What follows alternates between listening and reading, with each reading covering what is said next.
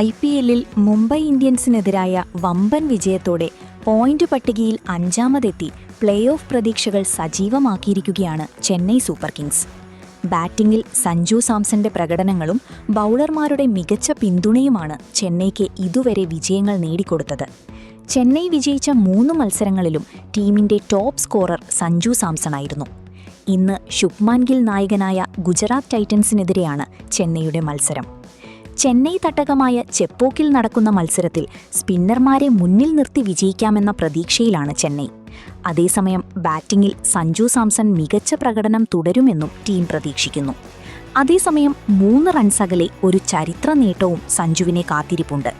ഗുജറാത്തിനെതിരെ 3 runs നേടാനായാൽ IPL-ൽ 5000 runs പൂർത്തിയാക്കുന്ന 10ാമത്തെ താരമാകാൻ സഞ്ജുവിനാകും.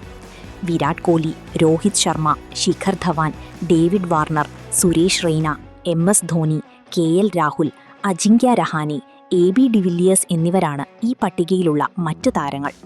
മുംബൈക്കെതിരെ 54 പന്തിൽ 101 റൺസ് നേടിയ സഞ്ജു സീസണിലെ 2ാം സെഞ്ചുറി സ്വന്തമാക്കിയിരുന്നു. മത്സരത്തിലെ താരവും സഞ്ജുവായിരുന്നു.